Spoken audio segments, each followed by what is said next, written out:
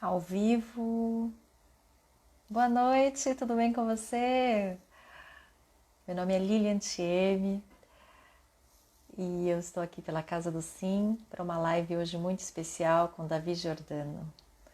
O papo vai ser Homens com S. Ele vai entrar daqui a pouco. Esse mês a gente está fazendo uma série de lives com Homens com S. Eu estou conversando com homens e a gente está falando sobre o que aconteceu depois da Casa do Sim, saber sobre os projetos e está sendo maravilhoso. A primeira semana de outubro foi com o Oberdan Storelli e ele fala de como ele se descobriu empreendedor, né? Já com a maturidade e tudo mais. E semana passada foi Rodrigo Rocha, que fala sobre quando ele disse sim para as emoções dele, né? E como ele deu a grande guinada, foi incrível, foi maravilhoso. E hoje a gente vai falar com Davi Giordano, Homens com S. Oi Marisa, tudo bom? Seja bem-vinda. Então estou bem feliz, fiquei tão feliz que falei hoje numa conversa com a Márcia Nascente, eu falei, vamos continuar? E aí no mês de novembro a gente vai continuar Homens com S. Já está confirmando. Aí o Davi entrando. Davi. Ai meu Deus.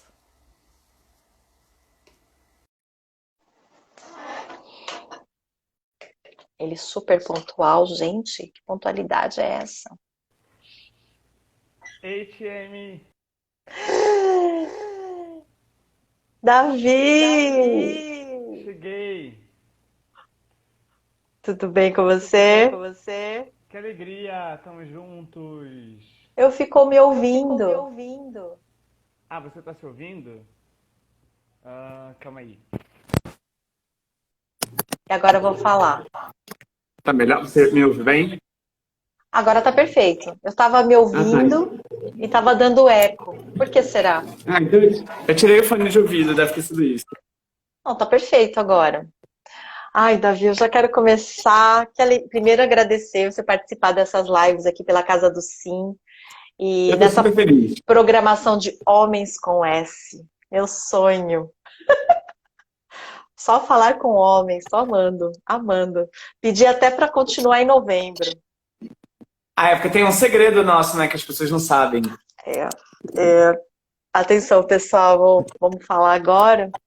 É o seguinte, você foi o meu primeiro. É, eu Eu era fui, muito novo. mas foi a minha primeira vez, foi com você. Eu lembro que você me contou, pra mim foi especial demais. Mas você não, você já tinha feito, não foi a primeira vez para você, né? Você já tinha mais experiência. Não, eu tinha uma experiência, eu tinha feito já com outras pessoas. E Ah, com você. Mas você sabia, você tinha me dito que era a sua primeira vez, então eu achei aquilo especial. foi. Tô aqui. A Márcia entrando. Oi, Márcia. A Márcia! gente está aqui falando que eu tô assim, nervosa. É um reencontro que eu tô tendo com o Davi Giordano. E eu tô falando para ele que se ele lembra que a minha primeira vez foi com ele. Entendeu, Márcia? Por isso que eu tô assim emocionada de reencontrar o Davi depois desse episódio. E ele falando que Foi, não, que foi. ele já tinha feito com outras pessoas e tal, mas ele lembra que comigo foi a primeira vez. Do que a gente está falando, né, Davi? A Márcia falou, adoro. Eu não imaginei que a gente fosse revelar isso hoje aqui numa live. É uma live especial, né, e tal. E o que foi a minha primeira vez? Minha primeira vez que eu fiz uma live na vida foi com o Davi Jordano. E E hoje, agora hein? estamos, Hã? e agora estamos novamente em uma live íntima. Pois é, e assim, foi a primeira live da minha vida, foi com você. E você sabe que eu andei fazendo umas contas que eu já tenho mais de 100 lives depois daquilo? Nossa, 100 lives, muita coisa. Eu não sabia disso tudo.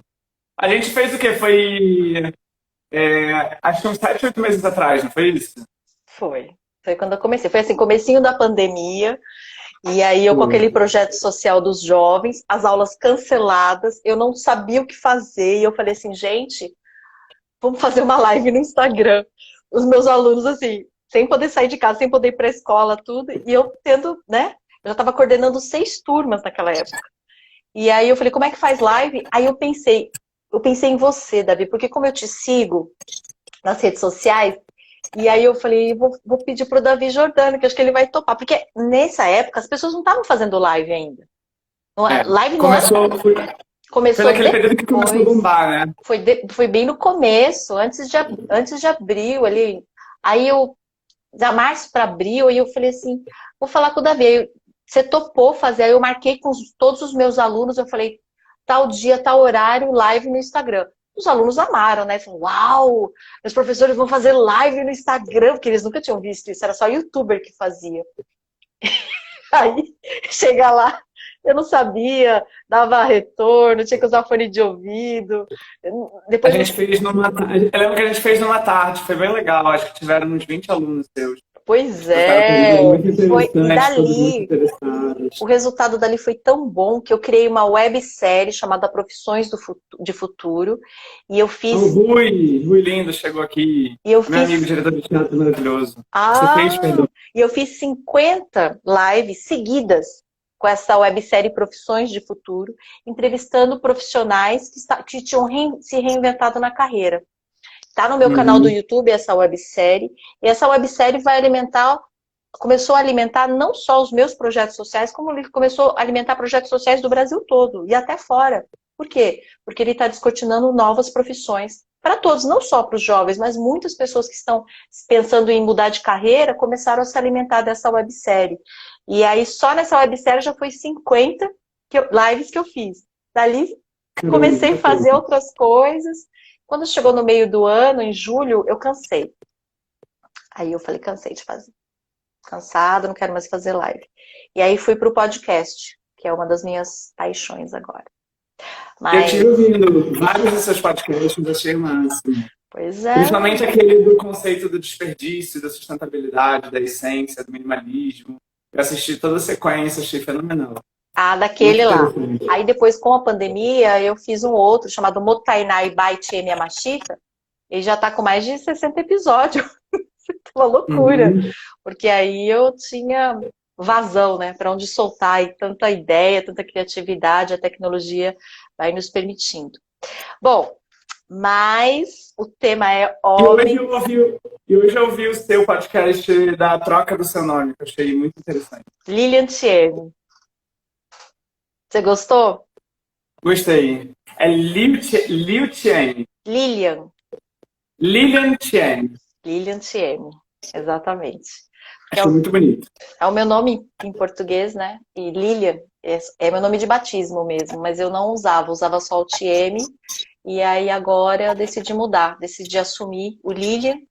E aí fica Lilian Thieme, porque Thieme eu sou muito conhecida, né? E aí eu tirei o Yamashita, que era o sobrenome, que é o sobrenome da família, né?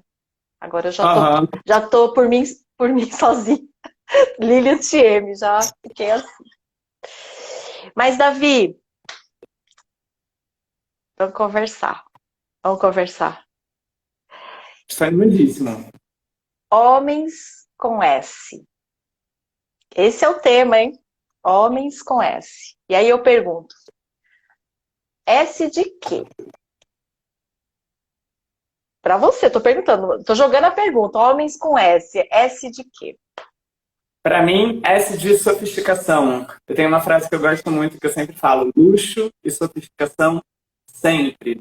E sofisticação não necessariamente associada a uma ideia de riqueza, mas sofisticação associada a uma ideia de educação. A maneira como a gente se porta diante das outras pessoas, como a gente busca passar o nosso melhor, a gente observa as nossas palavras e dessa maneira como a gente traz essa força positiva para o mundo. Então, eu penso a sofisticação é, moldada dentro dessas ideias de uma atitude e da maneira como a gente se valoriza, valoriza o outro, valoriza o encontro, e esses encontros que permeiam as nossas vidas.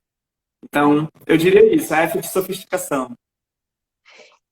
E a sofisticação para você era uma coisa que você tinha desde que você era pequeno? Você descobriu a sofisticação em algum momento? Como é que é?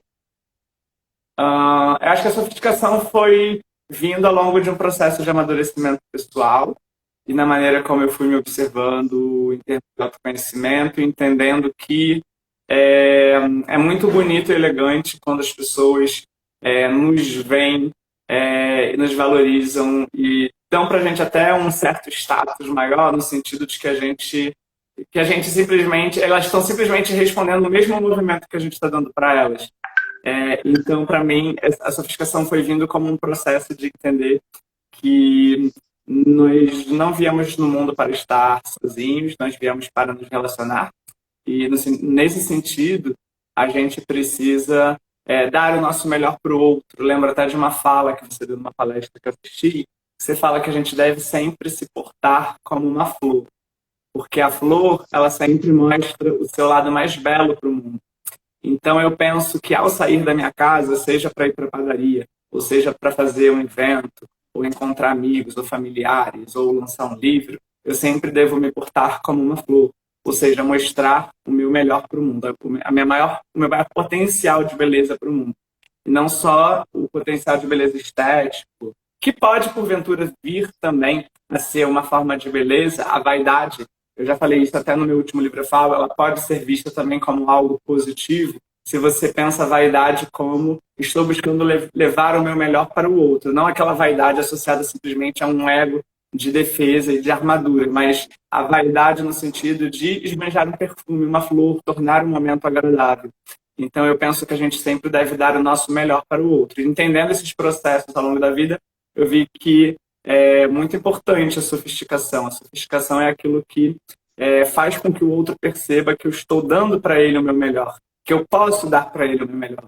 E se ele não quiser dar se ele não quiser receber o meu melhor, ok, eu vou dar o meu mínimo, que é muito pouco, mas se é o que a pessoa quer, é assim que as coisas se dão. Se a pessoa quer o meu melhor, eu também posso oferecer o meu melhor, porque eu estou disponível para isso. Acho que essa capacidade de se dispor ao outro é uma coisa que a gente deve cada vez mais repensar nos tempos atuais, em que as relações estão tão efêmeras. Às vezes você vai encontrar um amigo, um familiar, um conhecido, um transeunte que seja, e aquela pessoa fica grudada no celular, e você fala, para que eu vim aqui, né? Poderia estar na minha casa também grudado no celular. Eu vim aqui para o outro, e o outro interrompe tudo aquilo que tem de melhor, que é a nossa possibilidade de relação, de afeto, de conexão real.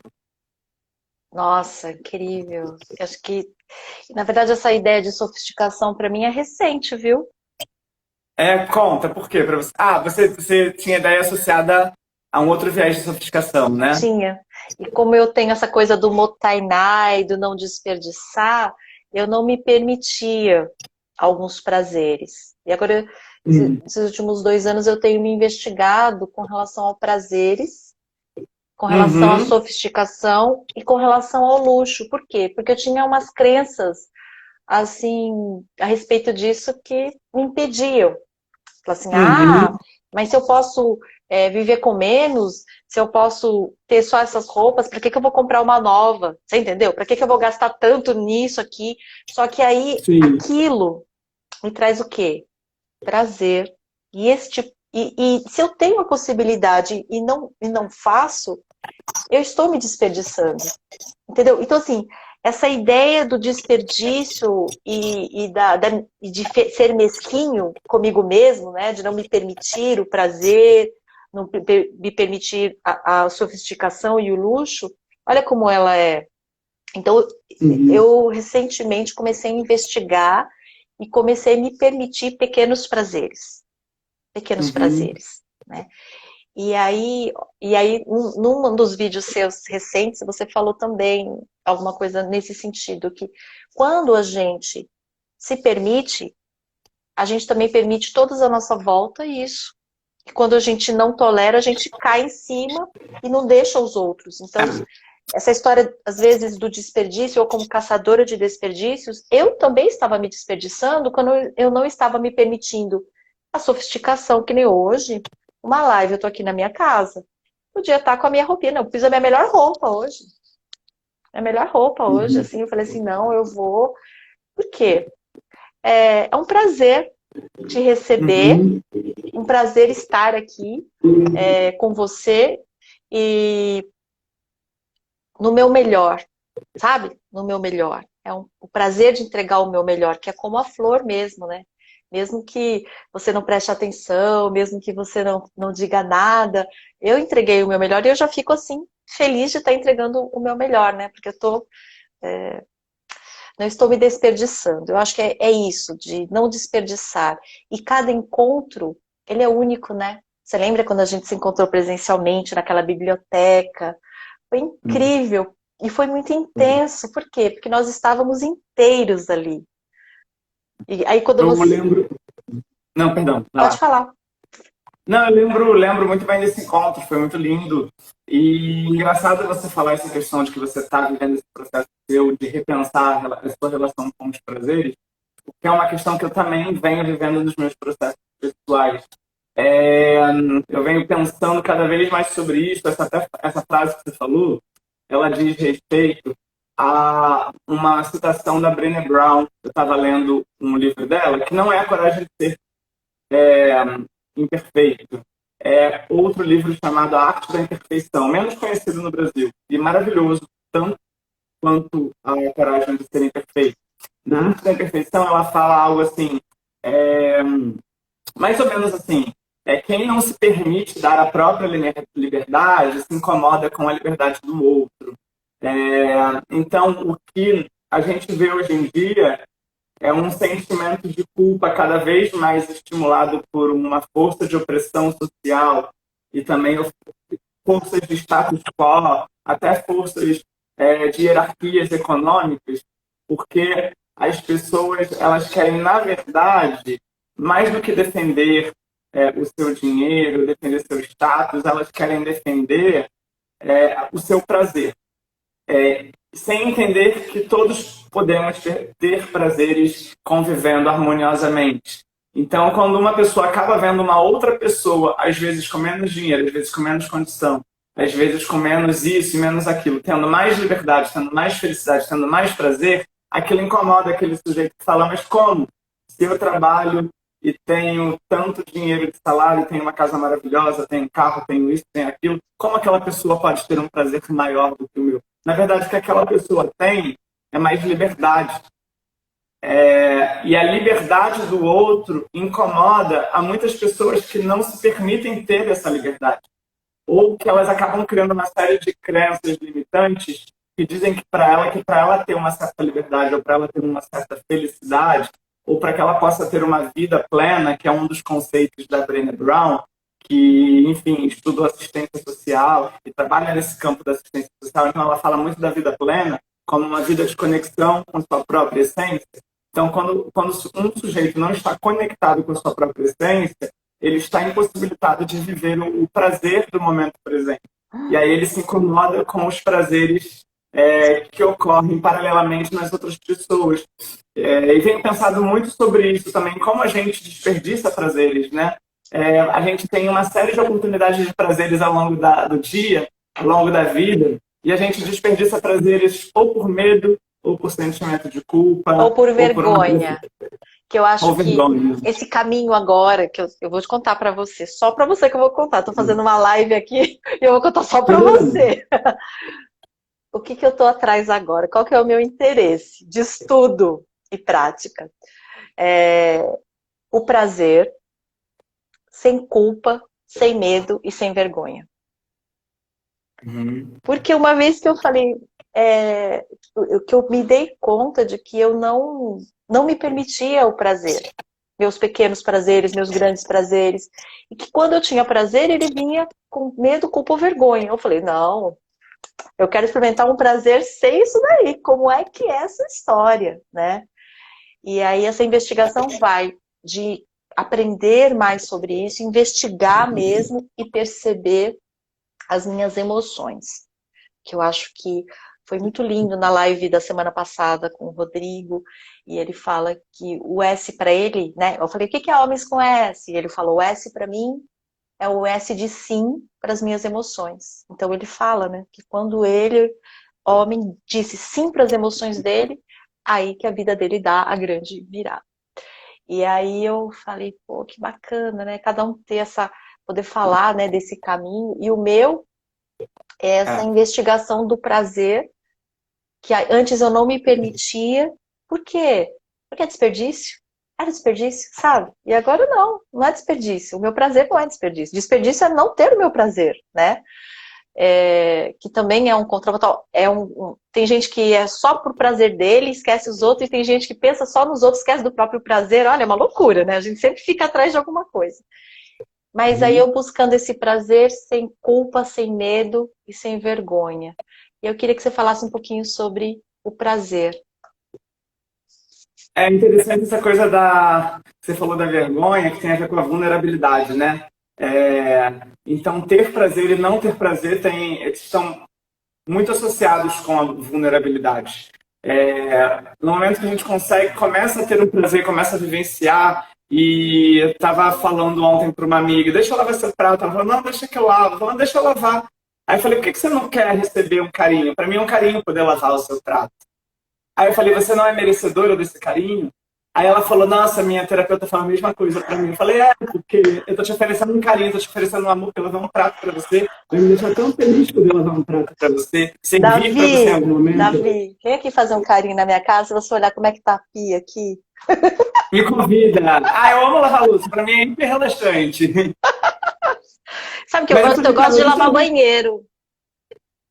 ó, eu já não gosto de lavar banheiro, já gosto de lavar louça. Você vê como é que os prazeres são diferentes. Gente, eu amo lavar um banheiro. Você deixa aquele banheiro maravilhoso. Para mim é uma terapia. Limpar os ralos. Eu amo, amo. Tem gente que fala que é doida, né? Mas aí eu ponho o fone de ouvido e vou com bastante é, amorosidade ali. E a minha satisfação é deixar aquele banheiro assim, fala, nossa, irreconhecível. Eu gosto. E você lavar uma Ó, louça, né? interessante. O seu prazer é lavar banheiro. O meu, Thaís, linda! Quanto tempo, Thaís? Já te conheço quanto tempo? Que saudade, que alegria receber essa mensagem. Que alegria.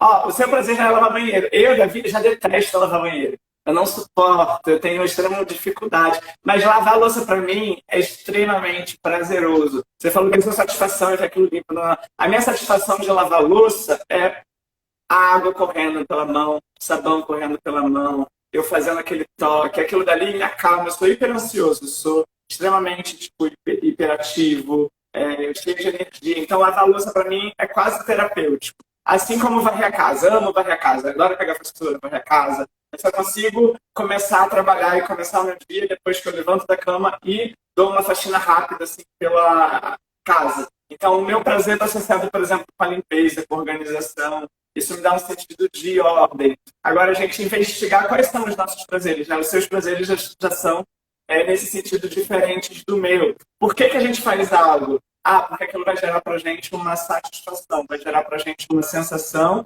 ou porque após aquilo a gente almeja uma outra coisa. Então, a gente quer apenas criar um campo para que aquilo possa acontecer. Então, isso é interessante também. Como a gente vem criando campo para preparar os nossos desejos e, com isso, preparar os nossos prazeres. Há prazeres que são previsíveis, nesse sentido de que a gente prepara um campo para que algo aconteça, e há prazeres que são imprevisíveis. Então, às vezes, você pode, se a gente for falar, por exemplo, do sentido sexual. O Arley falou boa noite. É...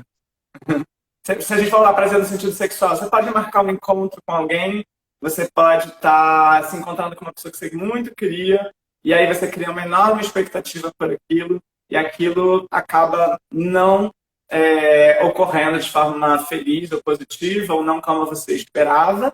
E às vezes você sai para ir na padaria, quando você vê um amigo te chama, quando você vê você estende aquilo na tarde, vai para uma festa e conhece alguém super legal, de uma forma totalmente imprevisível.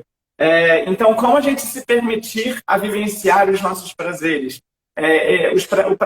O prazer nem sempre vai ser algo planejado. Muitas vezes o imprevisível ele traz para a gente muito mais possibilidade de vivenciar aquilo fora da nossa lógica causal, aristotélica.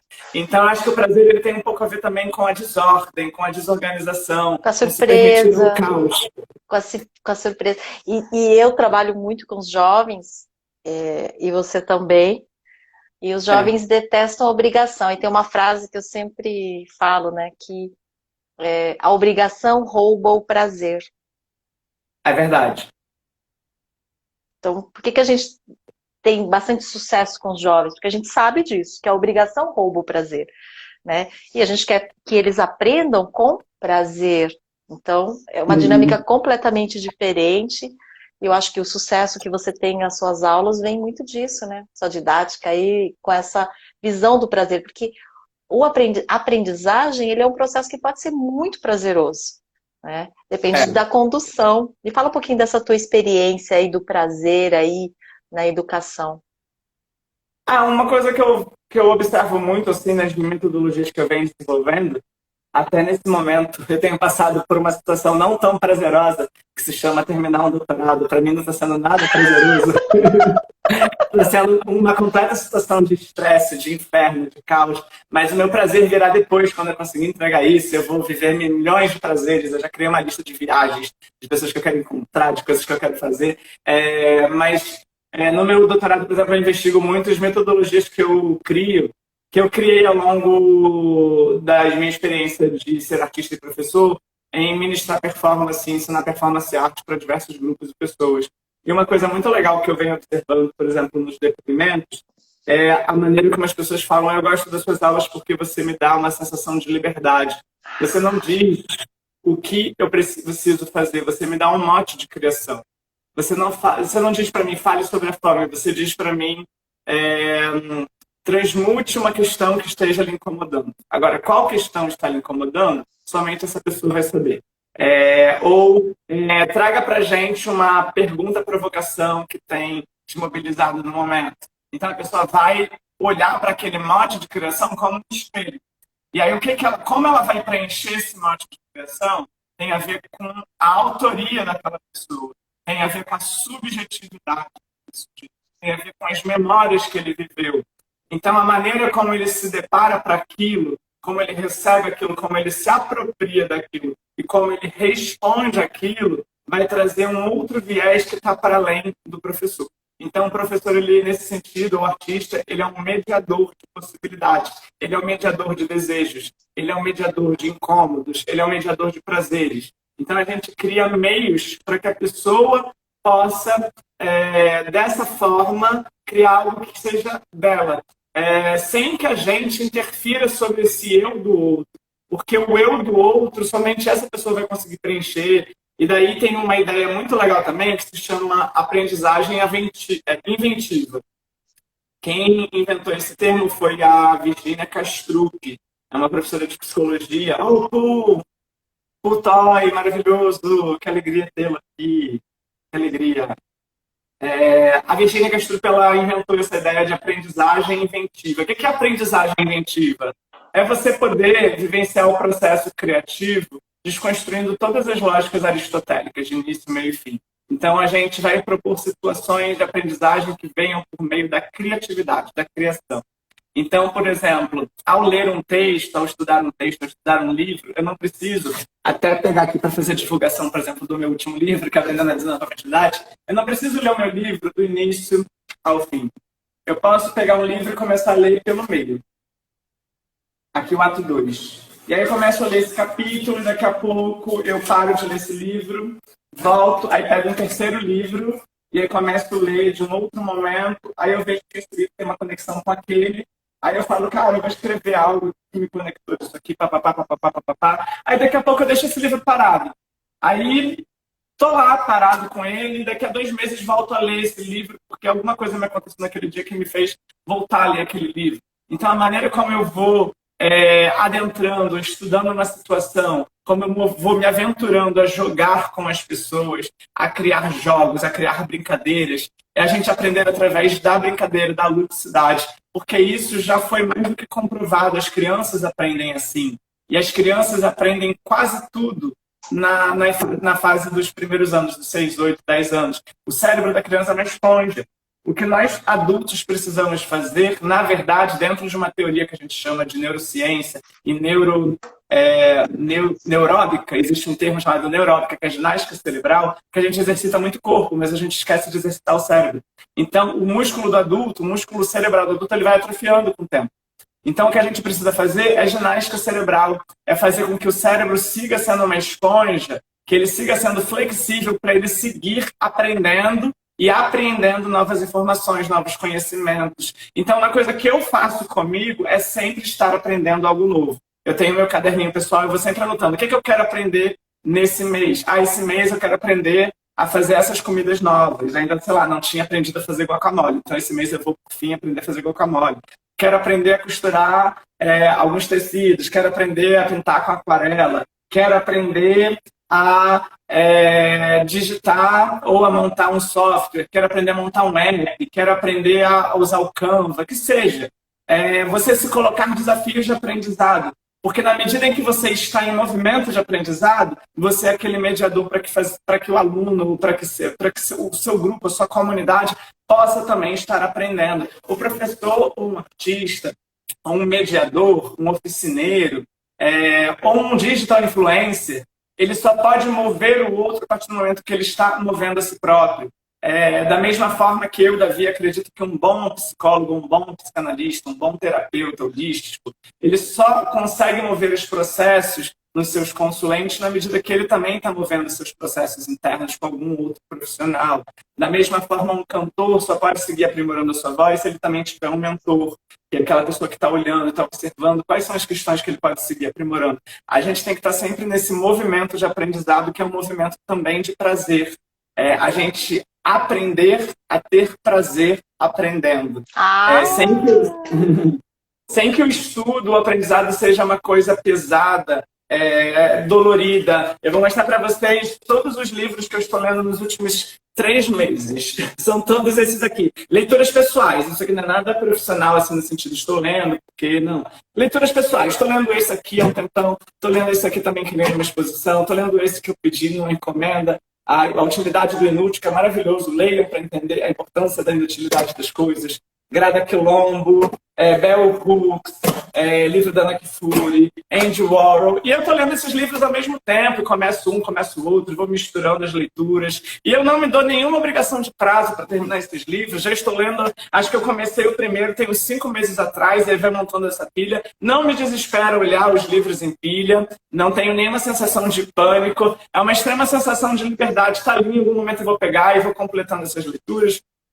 Porque a gente não precisa criar tantos prazos, tantas regras. Eu não gosto muito da palavra regra, prefiro combinados. Então, o que eu gosto de fazer é criar sempre novos combinados comigo mesmo. Isso aqui que eu estou lendo faz sentido para mim agora? Essa série que eu estou vendo? Cara, você começou uma série que você está vendo no Netflix. Rafa, maravilhoso! Rafa, lindo! Você começou a ver uma série no Netflix, assistiu o primeiro episódio, não gostou? Larga essa série, meu Deus do céu. Pra que você tem que assistir o segundo episódio? Pra que você tem que assistir o terceiro se você não está envolvido com aquilo? Da mesma forma, você pode pegar uma série e começar do meio. Ou você pode começar a ver um episódio e arrastando o negócio para ver o que vai ter mais pra frente. Não tem problema nenhum.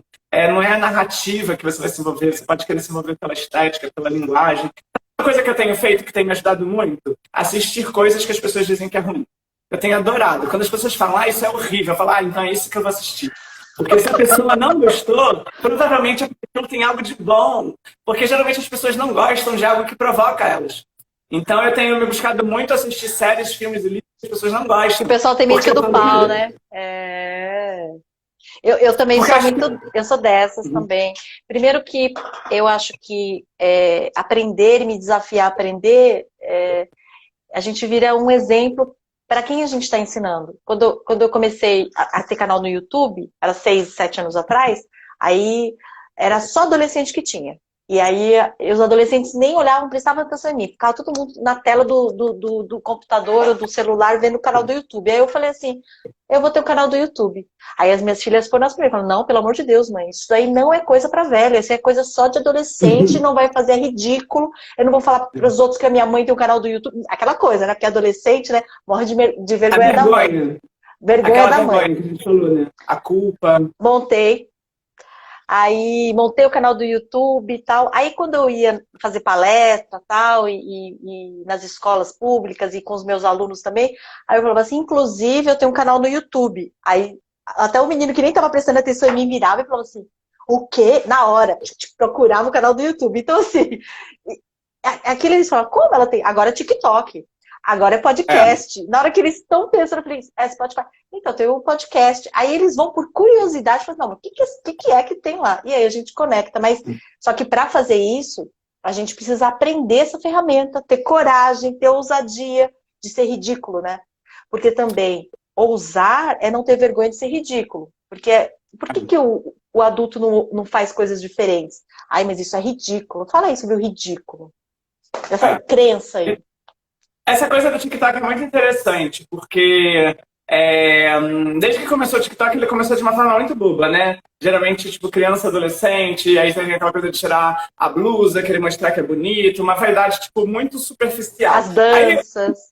Com o tempo, o TikTok foi mudando. Você vê hoje que tem muitas pessoas ensinando coisas rápidas lá em 1 minuto. Eu acho isso genial. Eu acompanho muito nutricionista. Outro dia eu estava vendo um cara que ensina a ver o seu cocô. Aí ele fala se seu cocô tá afundando, se seu cocô boia, se ele é bom, se é ruim. Eu acho maravilhoso. Tem nutricionistas que te ensinam a comprar coisas do supermercado para você ver qual alimento é bom, qual tem mais glicose, qual que tem menos. Em 1 minuto, lá tem cara. 1 minuto. Em 1 minuto. E daí me vem uma ideia que é um conceito que é fast learning. O TikTok ele está muito antenado com a atualidade porque tem esse conceito de aprendizado rápido, que é fast learning. Porque hoje o tempo urge, as pessoas não têm muito tempo para esperar. Então, as outras plataformas estão ficando muito para trás, justamente porque o TikTok entendeu que a gente tem que aprender de forma lúdica, por isso que tem os vídeos que você viraliza com uma música. Então, você encaixa uma coisa com uma música, faz uma coreografia, as pessoas precisam aprender brincando novamente. E você põe os conteúdos, né? Porque tem as tarjetas e você consegue colocar os conteúdos ali. Isso. É muito mais rápido do que ficar aqui passando aqueles PowerPoint. Você tem a música, os conteúdos. É incrível. E você aprende de forma brincando, você aprende de forma lúdica, você aprende se divertindo. Novamente, a ideia de aprendizagem inventiva da Virginia Castro.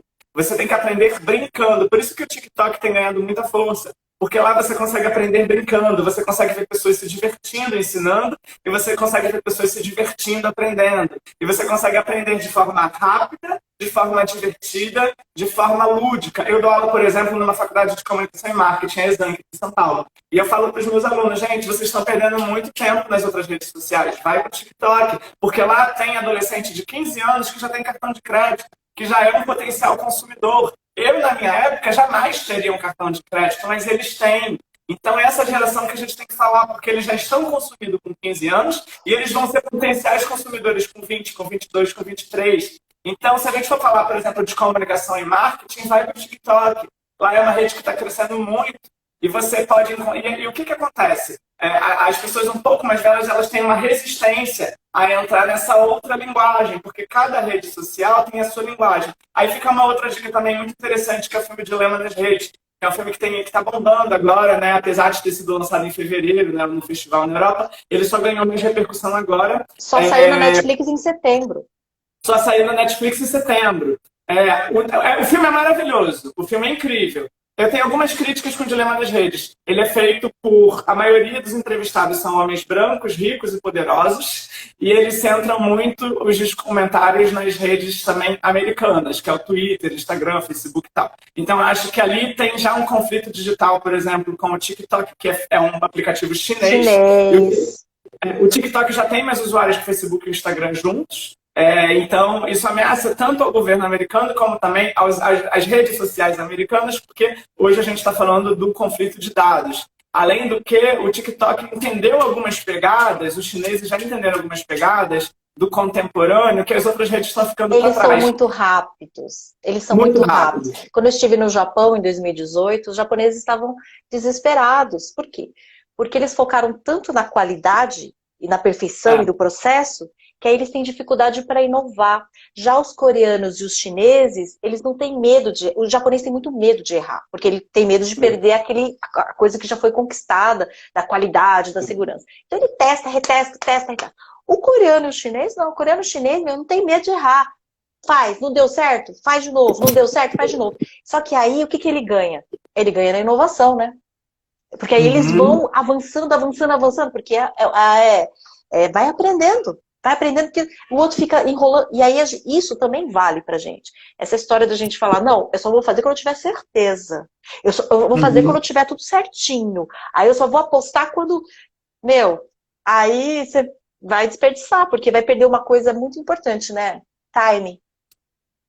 Tem uma coisa interessante, né, que a gente está falando, por exemplo, de... Acho que essa live ela fala muitas três coisas. Autoconhecimento, educação e inovação. E quando a gente fala de educação, a gente fala de educação no sentido mais amplo, educação para adultos, como a gente se educa constantemente. E aí uma coisa interessante que a gente está falando dos chineses, do TikTok, de tudo isso, é entender a inovação como experimentação. Não há mais tempo para a gente ficar esperando as coisas acontecerem. Elas acontecem no momento já. Então a gente tem que estar muito aberto para viver o novo, para viver o diferente, para a gente sair, furar a bolha, para a gente conseguir ouvir uma outra pessoa sem raiva e tentar, vou me colocar no exercício de simplesmente escutar, quero aprender, não quero concordar com o outro, quero aprender com o outro. Por mais que eu não goste com o outro, por exemplo, eu detesto o Monstro 17, eu detesto o atual presidente da República. Mas, apesar de ter muita raiva desse homem, quando eu vejo o discurso dele, eu fico olhando assim, tá? O que eu posso aprender com ele, mesmo que venha no sentido mais egoísta? O que ele pode me ensinar, inclusive, a não fazer? Então, a gente tem que sempre ter esse olhar do que eu posso aprender com o outro. A gente tem como aprender com todo mundo, com todas as pessoas. E, inclusive, muitas vezes, quando a gente sente um incômodo de alguém, às vezes um amigo, um colega de trabalho, é a gente refletir. Esse incômodo vem por um problema do outro ou vem por um problema meu que eu identifico no outro? Porque às vezes eu projeto no outro uma expectativa que tem a ver com uma questão minha. Então é uma questão que eu tenho que resolver comigo mesmo. Porque, na verdade, o outro já está me dando tudo que ele pode, ele está dando o que ele tem. Eu não posso pedir para uma bananeira me dar maçã. A bananeira vai dar banana. Então, a gente entender também o que o outro pode dar, o que o outro pode oferecer, quais são as reais expectativas que estão sendo ali transparecidas. Outra coisa que eu tenho praticado muito também para vivenciar melhor os meus prazeres é perguntar para o outro, apenas para a gente ter um entendimento mais rápido de tudo, quais são, vamos transparecer nossas expectativas, o que você espera sobre isso? O que você espera sobre isso? Isso evita tomar tempo, isso evita a gente ser escravo, escravizar o outro. Elimina muito desperdício. Desperdício de tempo é uma coisa que toma uma energia nossa muito grande. Eu acho que não tem problema nenhum a gente ser transparente com o outro e dizer, você está afim disso, você quer isso, como é que você vai querer, como é que você imagina se isso seguir durante 2, 3 meses. É uma questão de poupar tempo e a gente poupar o tempo dos nossos prazeres. Até porque eu falo muito no meu livro disso. Eu falo que o não, ele na verdade é uma busca pelo seu próprio sim. Quando você dá um não para outra pessoa, você está dando para ela o tempo dela encontrar aquele sim. Mas se eu digo um sim para a pessoa, sabendo que na verdade é um não, eu falo, vamos fazer isso sim. Eu já sei que eu estou sem tempo, que eu não estou afim. Mas eu digo sim, eu vou enrolando aquela pessoa, vou enrolando. Ela conta a expectativa comigo, ela acha que vai realizar aquilo comigo, chega na hora, eu deixo ela na mão, furo, somo, não respondo mensagem. Eu impedi que ela encontrasse aquele sim. Foi egoísta da minha parte. Eu fui, dessa maneira, um vampiro social. Então, quando a gente diz um não para o outro, que eu falo do aprendendo a dizer não com afetividade, eu estou sendo sincero em dizer para o outro, eu não vou poder, mas eu quero que você viva esse prazer. Então, busque você realizar isso de outra maneira. Não vai ser comigo, mas eu desejo que você realize isso de outra maneira. Por isso eu estou te dando um não, para que você busque o seu sim. Então eu acho que tem muito nesse caminho de liberdade, de prazer, de isentar o outro para que ele possa percorrer o seu próprio caminho. O Hermes, maravilhoso. Patrícia, linda, também está aqui. Só gente maravilhosa nesse papo, Davi, que lindo. Você tem que conhecer o Paul Toy, ele tem uma rede ótima, ele faz umas lives incríveis. Ai, me convida, me chama para a gente poder fazer. Davi, esse exemplo que você tá dando é incrível, e o tema do seu livro, Aprendendo a Dizer Não com Afetividade, também eu acho incrível, porque olha só o meu caso. No dia eu queria ir no cinema, agora não, né, gente? Estou falando da história passada, tá? Que antes da pandemia. Queria assistir um filme, e aí chamei uma pessoa, eu falei assim, tô a fim de assistir um filme, vamos assistir comigo, né? Me convidei. Aí ele falou assim, não. Na hora que ele falou não, Davi, pensa, né? Como é que eu me senti? Mas você sabe que eu fiquei mais apaixonada por ele, porque a sinceridade dele falar não, eu não deixei de assistir o filme, eu queria assistir o filme, então eu fui assistir o filme sozinha. E foi maravilhoso. Eu passei o dia sozinha e eu fiz tudo que eu tinha vontade de fazer. Eu convidei ele, ele falou que não. Mas eu falei, eu quero tanto, eu tenho esse dia livre, eu tenho essa disponibilidade, o dia tá lindo, vou fazer. Fui tudo que eu quis fazer. Fui tomar café lá no Sesc, depois eu fui no cinema, assisti o filme, depois eu tomei um sorvete e tal. Voltei tão feliz, porque eu fiz tudo o que eu queria fazer, e o fato de eu ter ido sozinha, eu pude realmente contemplar, viver. Agora, ele não estava afim. Se ele fosse comigo, ele ia com a cara emburrada, ele ia reclamar de tudo, e ele ia atrapalhar o meu prazer. Então eu falei, nossa, essa transparência, essa sinceridade, a coragem de falar, sabendo que, ele falou, o quê? Você vai falar? Eu podia ter ali rodada baiana, né? Aí eu falei, falou não. Aí eu não aceitou meu convite. Aí eu falei, tá. Aí eu fiquei com aquele não, segurando, né? Falando, trabalhando comigo, e depois falou, poxa, mas qual é o meu plano? Meu plano é ir no cinema. Eu falei, então eu vou no cinema. E fui, e foi maravilhoso. E eu agradeci por ele ter falado não, não ter estragado o domingo dele, e por ele ter falado não, e eu ter tido a coragem de seguir o meu, e foi tudo certo. Então, assim, o não foi a melhor coisa. Agora, você imagina se ele tivesse falado sim só para me agradar. Ia estragar um dos dois, né? Para ele e para mim. É, é. Essa coisa de você se permitir até não prazer consigo próprio, né? O que a gente chama de solitude, que eu acho muito legal, que é diferente de solidão, que as pessoas confundem muito, né? A solidão é quando eu realmente estou sozinho, mas aí eu estou preso dentro do meu tempo alienado, eu não sei o que fazer com o meu tempo. E aí eu fico em casa, vendo internet, vendo social, aí eu fico lá na timeline, eu fico no For You, do TikTok, aí fica aquela coisa interminável. A tecnologia me controla, o tempo me controla, porque eu não tenho autonomia sobre o meu prazer.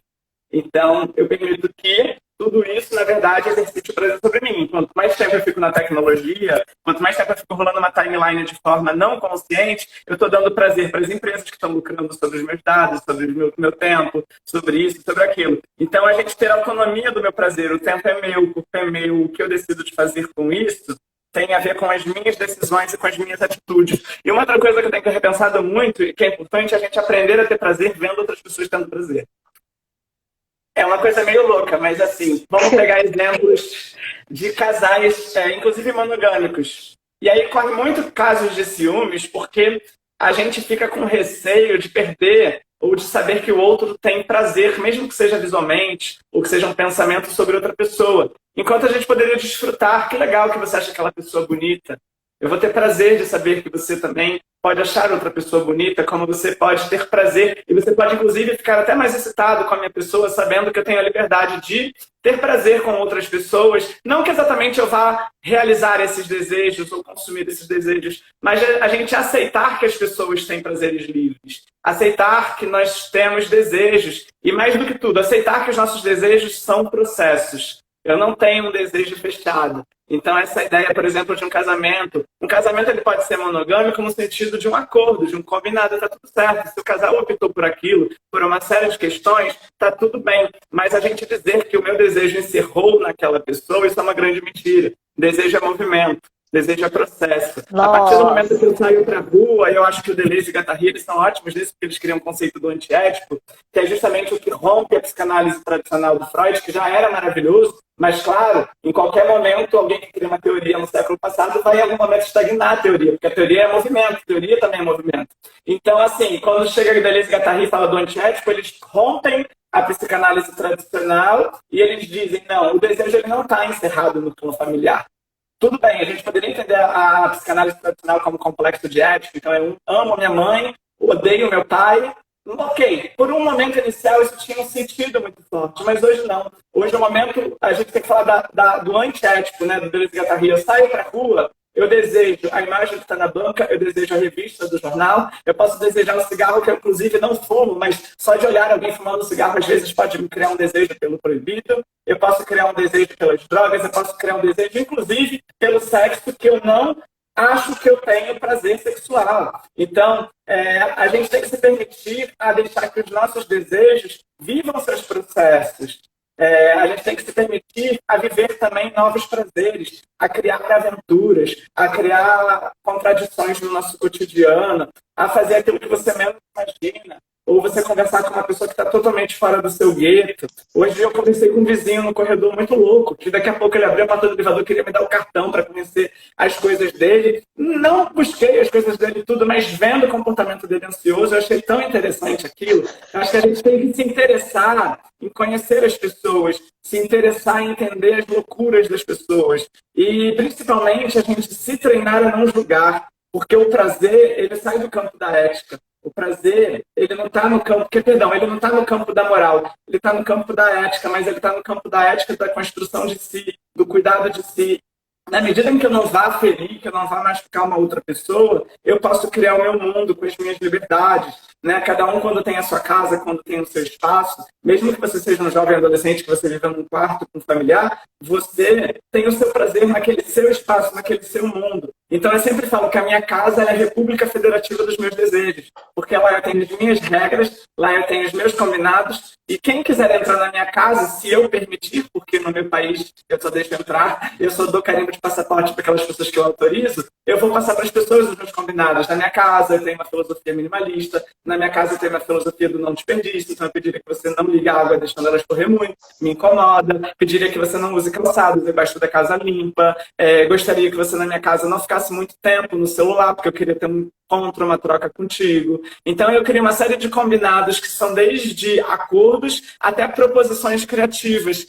A gente está falando muito de protocolo em pandemia, eu não gosto muito dessa palavra protocolo, porque ela traz muita ideia de burocracia. Mas mesmo que a gente for pegar a ideia de burocracia, a gente fala muito de protocolo. Vamos fazer o protocolo da pandemia. Aí o que, que os lugares de trabalho fazem? O que, que os museus fazem? O que, que qualquer centro que você vai faz? Você entra no lugar, o protocolo passa a máscara em gel, passa o álcool em gel, coloca a máscara, bota uma luvinha... E mede a temperatura.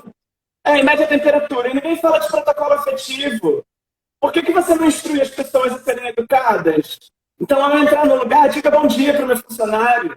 Diga para ele o que você mais deseja para o encontro de hoje. Você falou uma coisa... Abrace a distância. Ninguém fala de protocolo afetivo. Vamos abraçar a distância. Então, Xeme, vamos criar nosso protocolo afetivo. Se eu estiver contigo em algum lugar, a gente faz assim, a gente está se abraçando. Assim a gente mais do que isso, tem uma coisa que você faz que eu adoro. Me dá muito prazer uma coisa que você faz. Qual? Que tô curioso. Você faz assim, ó, você mexe no cabelo, faz assim, ó. Eu tenho um amigo que fala aí. Eu tenho um amigo que ele fala isso. Você tá falando e você mexe assim no cabelo, só de olhar me dá prazer. Eu tenho um amigo que ele fala justamente isso. Ele brinca falando, nossa, adoro como você mexe no cabelo. Assim, ó, você tá falando e você vai mexendo no cabelo e você vai falando e eu fico aqui, mas dá um prazer. Então, assim, é o nosso protocolo. Você vai se olhar e você fala assim, oi, Tiene. Aí eu vou falar assim, oi, Davi. A gente mexendo no cabelo. Você sentiu prazer e eu ter prazer, né? Isso é muito bom, prazer visual. Eu acho muito bonito quando a gente tem prazer de olhar uma outra pessoa. Não sei se você passa por essa sensação. Tem pessoas que quando eu tô junto, eu tenho prazer de só olhar para ela, porque eu não precisa fazer nada. Eu nem quero para mim, eu sou feliz só de olhar, porque me dá aquele prazer. Você entendeu? Então, tem gente que fala, ai, não pode. Eu falei, gente, e é homem, é mulher. Outro dia eu tava no metrô e tinha uma mulher lindíssima. Eu olhei para ela negra, bem vestida, tava vestida com a roupa assim, exuberante, ela tinha uma postura. Aí eu olhei para ela, ela olhou para mim e eu falei, quem te veste? Ela falou, como assim? Quem te produz? Quem produziu a tua roupa, a tua vestimenta? Ela falou, eu mesma. Aí eu falei, você tá maravilhosa, combinação. E fiz a descrição lá. Nossa, ela abriu um sorrisão e ficou toda. E assim, porque ela tava linda. E aquilo me deu muito prazer. Eu não resisti, fui lá e falei. Isso tem a ver com dar prazer ao outro. Se é uma linda, falou, sou sua fã, te admiro muito, que linda. Se é uma... você falou uma coisa legal, que é dar prazer ao outro. A gente tem que aprender a dar prazer ao outro. Eu criei uma meta, há um ano atrás, que eu venho praticando todo dia, que é deixar 3 pessoas felizes por dia. Então, se eu chego em casa e não cumprir minha meta, eu pego o telefone para qualquer pessoa e ligo, olha, queria dizer que eu vi um vídeo seu hoje, achei o máximo, você estava linda. Olha, eu vi uma foto, seu cabelo tá tão brilhante, qualquer coisa. Eu tenho uma meta que eu tenho que fazer 3 pessoas felizes por dia. É uma meta que eu crio, porque me faz feliz dar prazer a outra pessoa. Então, eu faço isso o tempo todo. Outro dia eu estava aqui na rua, no Vieira de Carvalho, aqui no centro da República, eu olhei para uma moradora de rua que eu sempre cruzo, eu falei para ela, olha, eu sempre cruzo contigo, eu queria dizer que eu acho você maravilhosa. maravilhosa. Eu adoro as roupas. Ela sempre bota umas roupas muito estranhas que eu acho massa. Eu falei, queria dizer que eu acho você maravilhosa. Ela falou, muito obrigada, amor, me dá um beijo. Eu fiz uma moradora de rua feliz, simplesmente dizendo uma palavra. A gente tem que aprender a dar prazer para as outras pessoas, E é a muito elogiar as outras bom, pessoas. porque quando você dá, você está aberto também para receber. Quando uma Saber. pessoa te elogia, você fala o quê, Davi? Adoro quando você mexe o cabelo, você é demais. O que que você responde? Eu fico feliz, eu sou grato. Eu falo, não vim ao mundo para menos. Quando você fala, adorei. Eu falo, adorei aquilo que você fez, não sei o que. Eu falei, eu não vim para menos. Aí fala assim, nossa, que roupa espetacular. Eu falei, não saí de casa para não causar. Eu brinco, eu vou entrando no jogo. Adoro, adoro. A gente precisa aprender como diz, a Aceitar. aceitar, né? E não É. falar, não, que isso, imagina, gente, eu tô falando que você tá lindo. Então eu falo assim, obrigada. Ele fala assim, sim, eu sei. É isso que você falou, né? Eu saio de casa mesmo para causar, é isso mesmo, né? Outro dia eu coloquei É. uma saia dourada. Você vai ter coragem de usar. Vou sair hoje é quarta-feira, 2 horas da tarde, eu vou sair com uma saia dourada, porque é isso, tá lindo demais. Tem que mostrar as pernas, tem que mostrar os braços, né? Eu acho que a gente tem que se mostrar para as pessoas. Qual é o problema da gente aceitar a nossa própria beleza no sentido de que eu me acho bonito, tá tudo certo, todos somos bonitos. É tão lindo a gente poder aceitar a nossa própria beleza, o jeito que a gente é, aceitar o nosso cabelo, aceitar a nossa essência, sem a gente precisar alisar o cabelo para que meu cabelo se adeque a um padrão de cabelo liso do outro. Então, se eu tenho cabelo cacheado, que eu possa assumir os meus cachos, ou que se eu quiser mudar também o meu cabelo, tá tudo certo, eu posso mudar com toda a coragem, eu posso pintar o meu cabelo, eu posso fazer o que eu quiser, a gente tem direito de ter prazer com o nosso corpo, né? A gente pouco vivencia os prazeres com o nosso corpo. Tem Ai, pessoas que nem sequer... Fala, perdão. não, eu tô falando que o papo tá tão bom e o tempo já tá acabando. E na Já? verdade, Quanto eu ainda tempo? queria falar com você sobre o prazer do sexo, que ficou aí um gancho. Vai ter que chamar outro dia, a gente vai ter que fazer outro dia aí o. Já falta um minuto só? Não, tem... Faltam uns 4 minutos só, porque eu comecei às oito h Sim. 15 já é É, encerramento. Tô falando que. todo... O prazer também tem isso, né? Ele sempre tem um fim em algum momento. Ah, mas falando em prazer, né? Que ainda tem assim. Mas assim, lembrando que você foi o meu primeiro. Foi a É, primeira live que eu fiz com você. E aí agora foi. um reencontro, né? Depois desse tempo. E agora eu já tô mais experiente. Eu tenho mais de 100 lives, né? Então, Já vivenciou outros prazeres nesse meio tempo. Já não fui mais já o tive único. outros parceiros aí nas lives e tal. Mas assim, foi bom pra você? Para mim foi maravilhoso e quero ter mais prazeres. Eu tive imenso prazer de ter aqui o Thorin assistindo, uma pessoa que eu admiro muito, que eu sempre vejo os trabalhos dele. Tenho imenso prazer do Paul ter ficado aqui assistindo até agora, da Patrícia, minha amiga maravilhosa, da Yaya Yasmin, minha aluna adolescente que entrou aqui, da Cielma, que disse da vista, sua fã, te admiro muito, do Leandro Rebelo, meu amigo maravilhoso, Leandro, da Márcia Nascente, espetacular, nossa amiga, né? Linda, maravilhosa, da Bárbara Santoro, do Hermes, maravilhoso, incrível. Tantas pessoas, se eu voltar aqui eu não consigo achar todo mundo, mas eu tive imenso prazer de estar sendo visto por essas pessoas. E aí as pessoas falam, você tem tantos seguidores, tem isso. Gente, eu não tenho seguidores, eu tenho reflexores. Se eu tenho 2.000 e pouco, para mim, para algumas pessoas podem parecer pouco, para mim são muitos. Porque para mim são pessoas que têm prazer ao me ver falar, têm prazer ao me acompanhar. Então eu não me guio por número, eu me guio pela intensidade desse prazer que já é tão enorme que eu fico imensamente feliz dessas pessoas aqui. Ai, Da gente estar maravilhoso. só... Ó, estão perguntando, vai estar salvo aqui no IGTV da Casa do Sim, essa live maravilhosa com o Davi. Davi, vamos fazer outra aí, falando só do prazer do sexo, pra gente investigar outras coisas. Você topa? Eu topo, eu não sei se eu sou mestre nisso, até quero Não, ser, eu também não sou, mas mas vamos isso aqui fazer assim. é para conversar. Nós não Eu estamos amo, investigando o vamos. prazer, eu tô agora investigando essa coisa do prazer, e a gente vai Eu acho o investigando. máximo. Hã? Vamos fazer essa live então, vamos fazer esse orgasmo online. Essa investigação aí desse prazer aí sofisticado, sem desperdício, sem culpa, medo ou vergonha. Olha, já tem uma pauta enorme. Eu quero agradecer a presença, a atenção plena de todos que nos acompanharam nessa prazerosa live com Davi Jordano.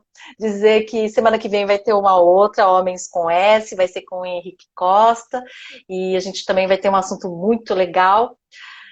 Ai, foi muito bom. Tô assim, exausta de prazer, de tanta alegria que foi. Obrigada, viu?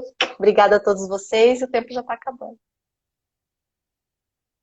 Adorei. Que gratidão. Gente, que maravilhoso isso. TikTok,